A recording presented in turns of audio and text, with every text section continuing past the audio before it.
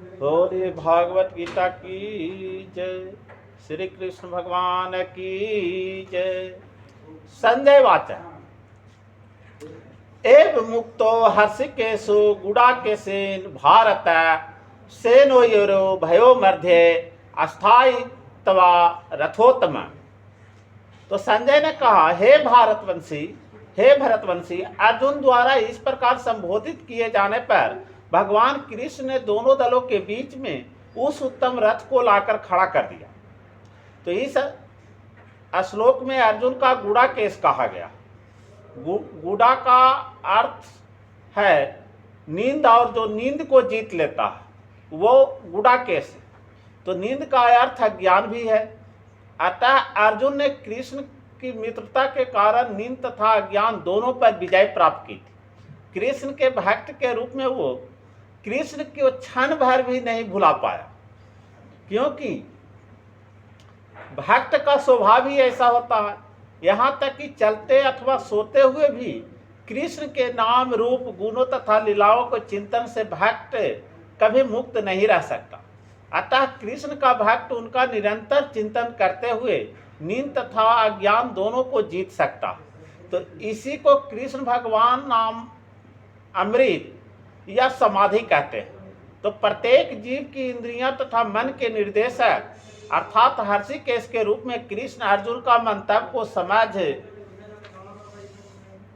गए कि वह क्यों सेना के मध्य में रथ को खड़ा करवाना चाहता है। अतः उन्होंने वैसा ही किया और फिर वे इस प्रकार बोले, भीष्म द्रोणा प्रमुखते सर्वेषां च महिषिताम् उवाच पार्थ पश्चातां से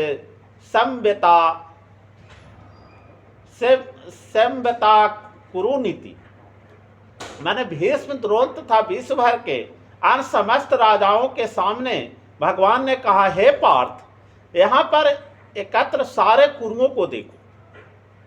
तो समस्त जीवों के परमात्मा स्वरूप भगवान कृष्ण यह जानते थे कि अर्जुन के मन में क्या बीत रहा है। तो इस प्रसंग में हर्षिकेश शब्द का प्रयोग सूचित करता है कि वे सब कुछ जानते थे। इस प्रकार पार्थ शब्द अर्थात पृथा या कुंती पुत्र भी अर्जुन के लिए प्रयुक्त होने के कारण महत्वपूर्ण है। तो मित्र के रूप में वे अर्जुन को बता देना चाहते थे कि चूंकि अर्जुन उनके पिता वासुदेव के बहन तथा पृथा के पुत्र तथा इसलिए उन्होंने अर्जुन का सारथी बनाना स्वीकार किया था। किंतु जब उन्होंने अर्जुन से कुरुओं को देखा कहा तो इससे उनका क्या अभिप्राय था? क्या अर्जुन वहीं पर रुककर युद्ध करना नहीं चाहता था? कृष्ण का अपनी बुआ पृथा के पुत्र से कभी भी ऐसा आशा नहीं था। तो इस प्रकार से कृष्ण ने अपने मित्र की मनस्थिति को पूर्व सूचना परिहास बसती थी।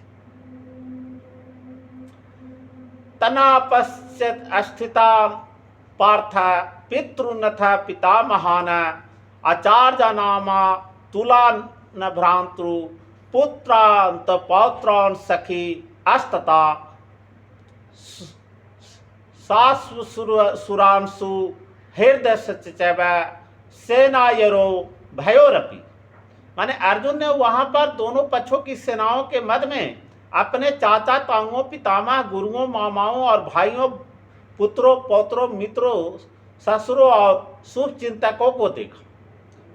माने इसका तात्पर्य यह है कि अर्जुन युद्ध भूमि में अपने सभी संबंधियों को देख सका।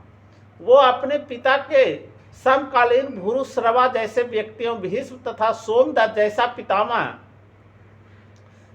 जैसे पितामहों द्रोणाचार्य तथा कृपाचार्य जैसे गुरुओं और साल और शकुनी जैसा मामाओं दुर्योधन जैसा भाइयों लक्ष्मण जैसे पुत्रों और अश्वत्थामा जैसे मित्रों और कृत वर्मा जैसे शुभ चिंतकों को देख सका। वह उन सेनाओं को भी देख सका जिनमें उसके अनेक मित्र थे। तांस मिच्छा स कौंतेय सर्वा बंधु व्यवस्थिताना कृपया प्रयोभिष्ठ विशदी इन दम व्यवृत्ते। माने जब कुंती पुत्र अर्जुन ने मित्रों और संबंधियों को इन विभिन्न श्रेणियों को देखा तो वो करुणा से अभिभूत हो गया और इस प्रकार बोला, डेष्टटाम स्वजनम कृष्ण ये उत्सम समुपस्थम सादांति मम गात्राणि मुखम च प्रसुसति।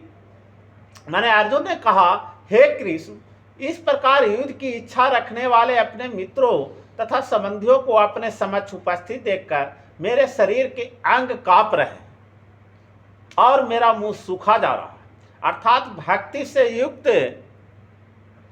भक्ति से युक्त मनुष्य में वे सारे सद्गुण रहते हैं जो सत्पुरुषों या देवताओं में पाए जाते हैं, जबकि अभक्त अपनी शिक्षा एवं तथा संस्कृति के द्वारा भौतिक युक्ताओं में चाहे कितना ही उन्नत क्यों न हो, इन ईश्वरीय गुणों से विहीन होता है। अतः स्वजनियों, मित्रों तथा संबंधियों को युद्ध भूमि में देखते ही अर्जुन उन सबों के लिए करुणा से अभिभूत हो गया जिन्होंने परस्पर युद्ध करने का निश्चय किया था। यहाँ तक उसके अपने सैनिकों का संबंध था कि वह उनके प्रति प्रारंभ से दयालु था, किंतु विपक्षी दल के सैनिक का आसन मृत्यु को देखकर वह उन पर भी दया का अनुभव कर रहा था। और जब वह इस प्रकार सोच रहा था तो उसके अंगों में कंपन होने लगा और मुंह सूख गया। तो उन सबको युद्धाभिमुख देखकर उसे आश्चर्य भी हुआ। प्रायः सारे कुटुंब अर्जुन के सगे संबंधी उससे युद्ध करने आए थे। यद्यपि इसका उल्लेख नहीं है, किंतु तो भी सहज अनुमान लगाया जा सकता है कि न केवल उसके अंग कांप रहे थे और मुंह सूख रहा था, अपितु वो दयावश रुदन भी कर रहा था।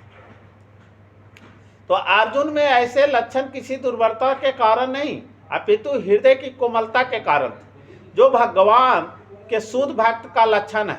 अतः कहा गया है, अयस्यासति भक्तिर्भाग्य बत्यंचना सर्वगुणो अस्त्रता समासते सुरा हराव भक्तस्य कुंतो महादुगुणा मनोरथे नासती धावतो वही। माने जो भगवान के प्रति अविचल भक्ति रखता है उसमें देवता के सद्गुण पाए जाते हैं, किंतु जो भक्त नहीं है उसके पास भौतिक योग्यताएं ही रहती है जिनका कोई मूल नहीं होता। इसका कारण यह है कि वो मानसिक धरातल पर मंडराता रहता है और ज्वलंत माया के द्वारा अवश्य आकृष्ट होता है।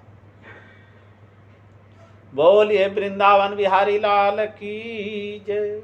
जय जय श्री कृष्ण भगवान की जय। वेदम व्यास जी की जय। भागवत गीता की